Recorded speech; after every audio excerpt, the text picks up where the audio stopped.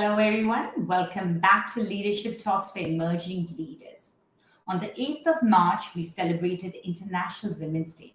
And for this reason, Leadership Talks for Emerging Leaders, hosted by Leadership Card, a leadership coaching training organization supporting emerging leaders to solve problems for self, others, and the organization, has dedicated the month of March to all the strong women leaders from different walks of life. This year's theme for Women's Day is Embrace Equity. So let's do our part to create a gender equal world, a world free of biases, stereotypes, and discrimination. A world that's diverse, equitable, and inclusive. A world where difference is valued and celebrated. Together, we can forge women equality collectively. We can all embrace equity.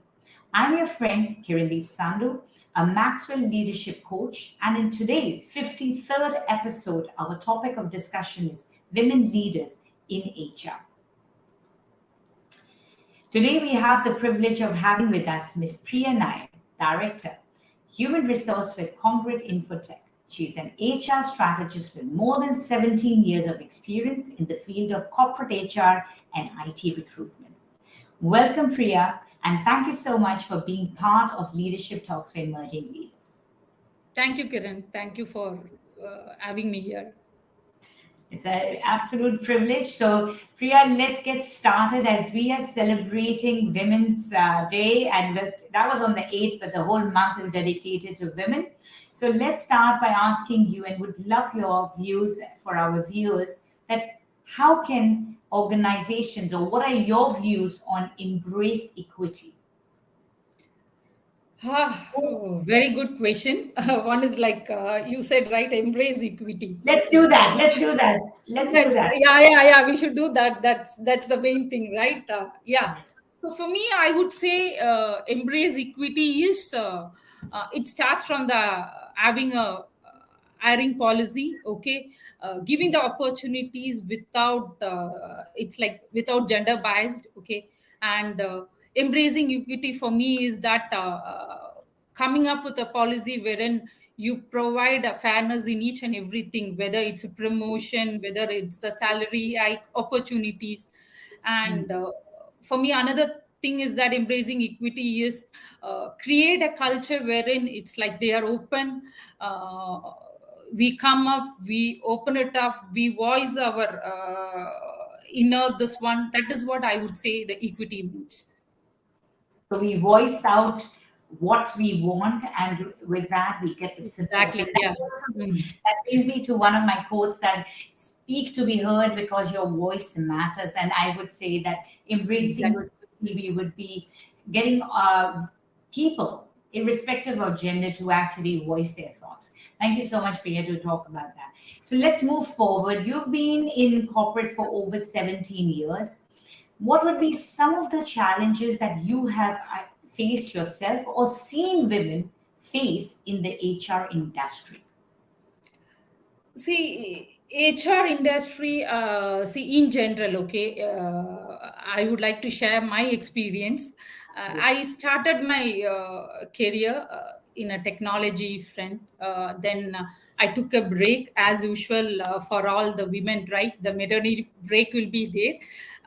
The issue is that I was not provided an opportunity in my earlier company. I was forced to quit from the this one due to maternity, this one and all. And after that, what I thought is that after my motherhood, I thought, okay, let me restart my career, or let me go and find out my ambition, fly it up. So I actually got an opportunity. I applied in my current company, Congruent. I got it.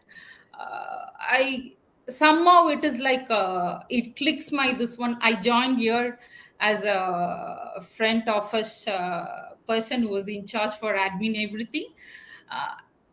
I was not that much keen on doing those tasks, but then I need an entry point. Okay, whatever be that, because there's a break, so I got into it. What happened, right? It's my patience. if at all, if I thought that, yeah, this is something not interested, this is not aligning with my goals and all, right, then I was sitting at home. But I thought, okay, let me try it out. I got into the company. My luck is that after in 2 months time, 3 months time, I was actually offered a opportunity to get into HR. That's what actually my turning point, I would say. From there, I didn't look back. A lot of challenges, right? From somebody who don't have any idea about HR, just about what HR has to do with. It's a human, okay. So that is where I started learning each and everything. It's more of relationship building, knowing what people wanted, what you can give it to them. That's how. So the journey goes like that. And I know a lot of challenges are there. It is like the opportunities. Luckily, I got that opportunity, and I'm here in front of you as a director of the company.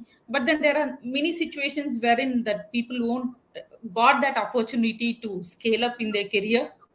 And one is that risk taking. See, the issue is that usually what happened, right, people will fear to take risk. Okay, you get something, but you feel that you cannot scale up, that confidence level won't be there. Okay, you have that mind block always. Is it something, is it possible for me to do it? What others will think about it? That is something we need to overcome it, because everything is possible if we have the confidence, and we can do that. That's what I would say. Challenges is you need to when you're a family person, you need to balance your family and your personal official life. But if you get a very good partner, I don't think that is going to be a problem at all for you. But then if you get a good mentor, you can scale up, you can do wonders in whatever profession you're doing. That's what I would say. Very interesting point you've shared, Priya, especially from your own journey. I mean, I'm going to pull this story up a little bit more, that when you decided to take that pause, and this is something which many women go through, to have a family. What position were you in, and what kind of work were you originally? Because you had to take a pause, and now you had to come back into front office. So, Mm. could you just dig in a little bit more? Yeah, sure. Actually, Kiran, I did my technology. Okay, I did that time. It's like I'm talking about the 20 years back. I did my higher diploma in software engineering from Aptech. That time it was like G and IT, and Aptech was there. So I did that course. I got an opportunity to become a developer in a very big pharma company. There's a unit, they actually developed it. So I was part of that. I was recruited a part of that unit. I joined there. I worked there nearly 2 years. Developed a lot of ERP applications in the different what you say, your Visual Fox Pro. Those versions were there. Then I got married. After that, it is like I was actually pregnant.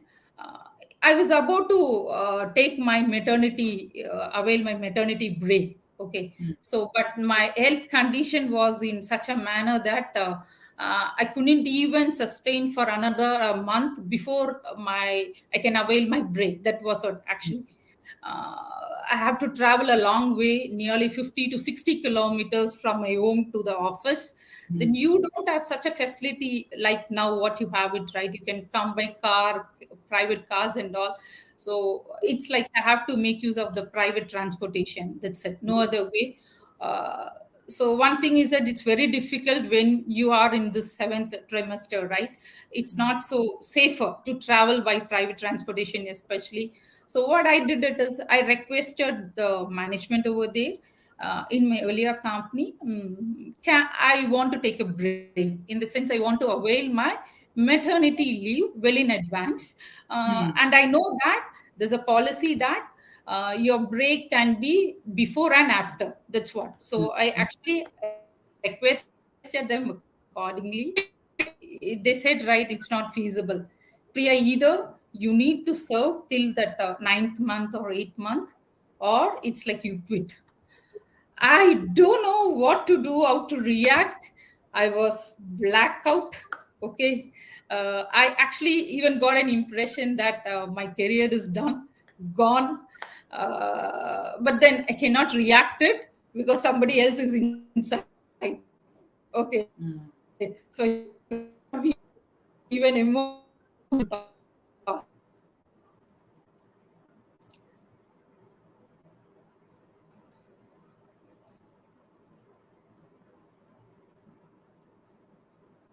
Priya?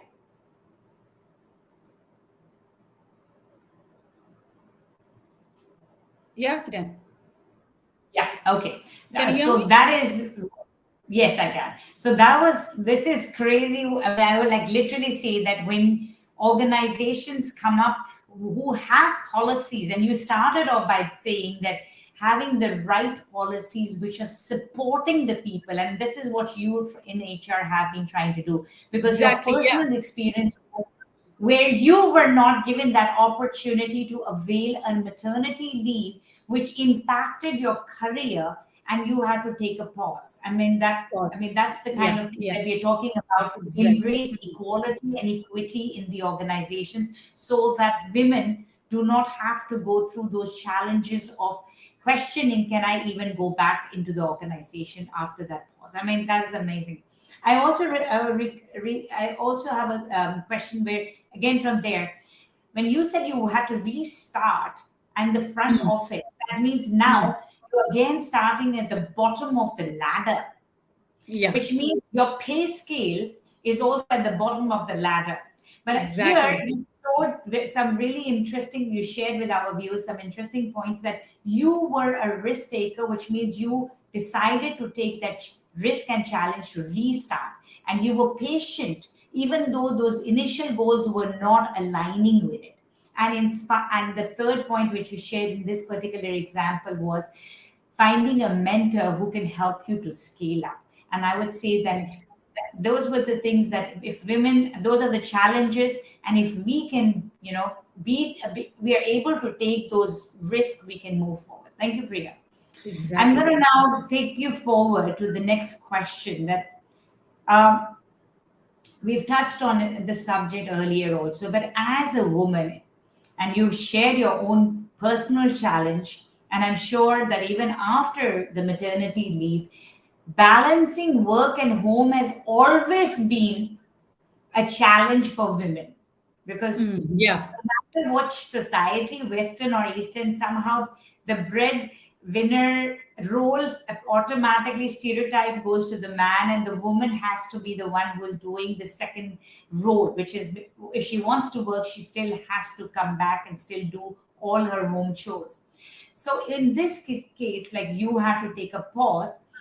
How can organizations support retention of talented women and support their career progression? Yeah, very good question, and I can share my experience Absolutely.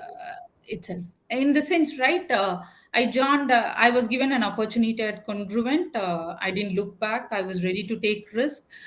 Everybody were helping me. It was going very smooth. It's like you need a support person, both in your family and your personal official this one organization. Otherwise it's not easy for you to grow in your career when you have goals and ambitions, everything in your life. But what happened, right? This one, I had a big tragedy in my life after 10 years of my career at Congruent. My actually husband met with a major, very major accident. That was a major roadblock, I would say. Even immediately I got a feeling that is it my end of my career? Okay, I don't know what is going to happen. He was in such a condition, but that time is what the company, actually organization, asked to help, and the company helped me to come up. In the sense, it's like balancing your professional and your official, right? Your personal and your priorities, giving me that flexibility to manage, take care of my family, my husband, plus to take care of my profession, motivated me, never put me down. Okay. That is what is very, very important. I think that that's what is very important for any women employee. What organization has to do it is come up with a policy in such a manner that you help them, you create a feeling that you are always there to help them whenever there is a need. That's what is very, very important. It's not that you create something official work is there, okay, you're fine, you're done with your work, that's it, I'm least bothered about your family matters, when you're struggling personally. Okay, that is where we play a very important role. uh, Give whatever the help they wanted, and don't in the sense allow them to fly with their wings. It's not that you should not cut their wings or there itself. So that, I mean, well, first of all, congratulations for being in a company like Congruent-Info-Tech, which has actually given you those wings to continue flying when you actually felt, you were trapped. And what you have shared with our audience today is that in life, well, one is those home, you can have, you take pause because of maternity, which is something that is predictable for women. But in your case, you've also shared about an incident which happened where your husband went with such a serious accident and how your organization supported you and didn't stop your career progression. So now that, Priya, you are in this situation as an HR director, what are some of the concrete policies that you have framed so that your organization or employees feel that they are there for you? Would you like to inspire other organizations to take this as a message that they could look at their own policies? Yeah, see, it's like this. We actually, when you frame the policies, right, your personal experiences, your personal, what you see around you, that will help you to plan those policies and make those policies more stronger. Okay, that is what is very, very important. So in our company, what happened, right, we do have a feedback systems, continuously talk to our people, make them that we are there always, create an environment that we are here, you can voice up. Okay, don't be silent. That is what is very, very important. So that feedback mechanism is there. uh, Interactions, in the sense we have one-on-one meetings, we have surveys. They are flexible to approach anybody, any layers, whether it's HR or managers to the president, when they have an issue, those things. Second one is that we give importance to what they wanted. Okay, the flexibility in the work hours, those things, you need to provide them the transportation facilities. You create a environment that they are secure.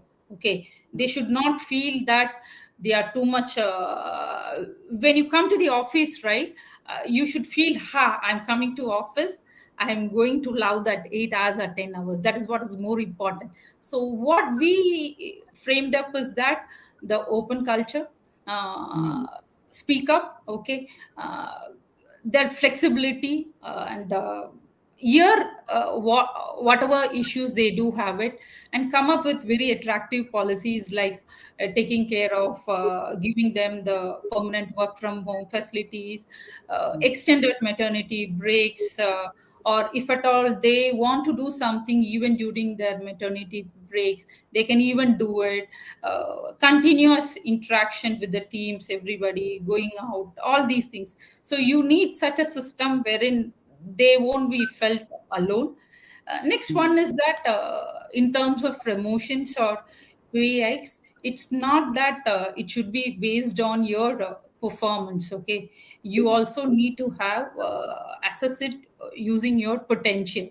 That is what is very, very important. So what we used to do is we have a mechanism in such a manner that we will evaluate both based on the potential and the performance what they have proved it. So all these things will play a very important role.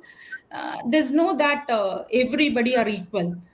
You perform well, you get the good eye. You perform well, whatever the facilities you wanted, you're always there.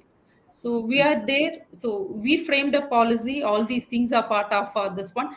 And every day, moreover, what is important is that we are looking after our policy, and we are also revisiting our policy, bringing Mm. some changes in the policy as per their uh, needs. Okay. If they need some tweaking over there, or if at all they have any new requirements, we are always there to help them. So that is what is very important, and that's what we are doing also. So, Priya, for me, it starts off by saying that it's a very strong culture of growth that is in your organization, because it's constantly working on improving itself. And how they have structured their policies is, for example, just to summarize for our viewers, is one is going to be a policy of feedback. A lot of people say that we listen, but are we actually taking action based on that listening? And the second one, which you shared, was about the open door policy, that you can even reach the president of the company if the need arises, and how you've changed those policies based on the changing needs of in the environment. So it's all about the culture which is in this organization, which is constantly growing, and people are working towards that. Thank you so much, Ria, for sharing this with the people in the industry, because we need to be embracing the changes that are happening and not be dominated by the Yeah, policies which yeah. may not be relevant anymore. Anyway, yeah, absolutely. Yeah. And I'm going to come to this question that, as women leaders, a lot of times we say that, we have these glass ceilings and these slippery walls. Have you had male champions which have supported in your growth and leadership journey, and how have they supported you? See, I would say nobody can be successful if you don't have male champions or male counterparts. Okay. For me, yeah, I do have many. Everybody supported me, because whatever I started, it is like a new to me. That's what. So even without, you can be a loner, and you cannot be successful by a loner. Okay. It's like all together. That's what is important. uh, I would say that it starts from my dad, who gives me the best education. Who Mm, actually, so if you see Kiran, it's like 25 years back, 25 years back, right? mm, If I'm from a middle class family, for them, yes, it is very important is that, okay, after a specific years, you get married, settle in your life. That's it. They won't provide that. It's very less that people will provide that flexibility to stand on your own leg. mm, This one, create your own identity. That is mm, something my dad did it. Okay. The next one is that, see, I what I'll do is I will just divide everything into a different cycle. That was mm, my early cycle. Then mm, comes when I got married. It's your partner in crime. Okay. That person has to support. Without that, you cannot be successful. It is mm, not about supporting you, it is about sharing all your responsibilities. Okay. mm, Who's been a mentor? So the mentoring is what my husband did it. Okay. Always be with me emotionally when I'm down, help me to lift me. Okay.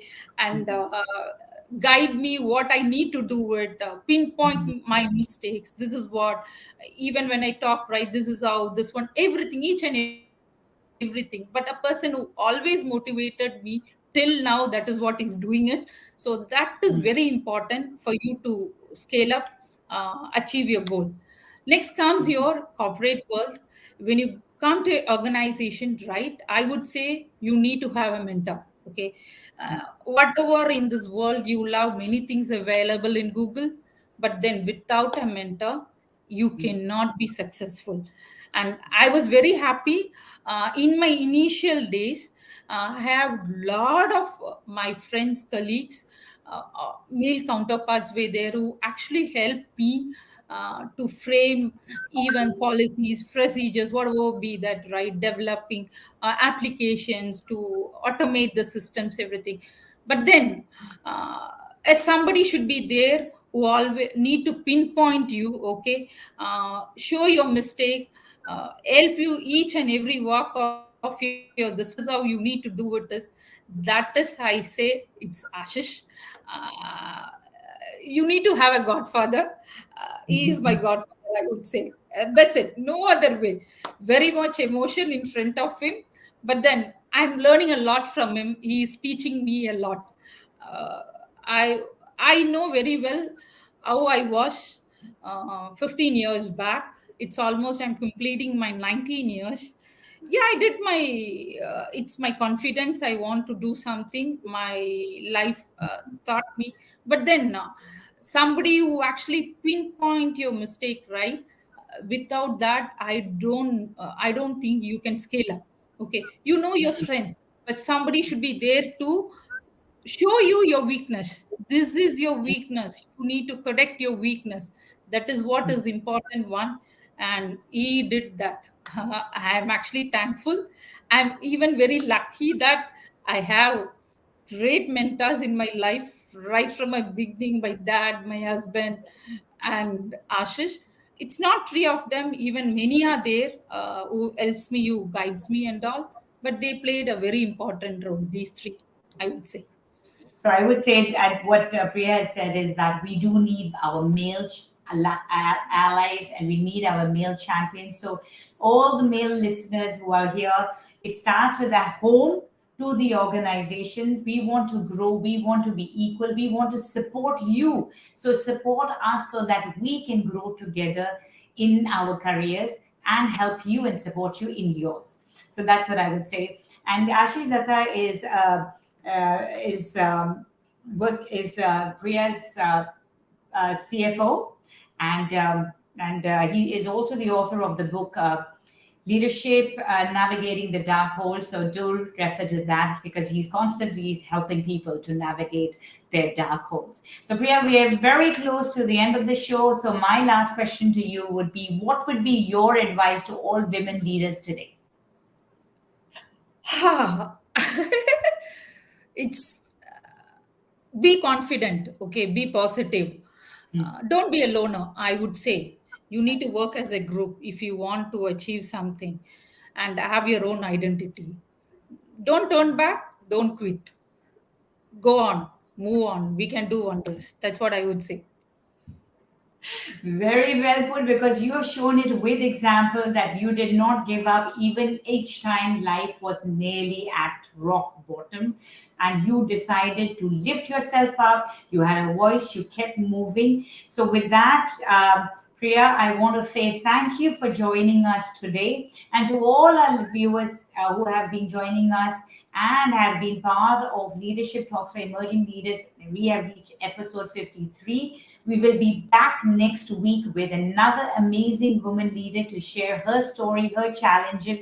So stay tuned. Till next week, next Saturday, follow us on LinkedIn, Leadership Card, LinkedIn page, Facebook page, and Leadership Talks for Emerging Leaders on Spotify and Apple Podcasts. With that, this is your friend Kirandeep Sandhu signing off along with Priya Nair. Thank you very much. Thank you.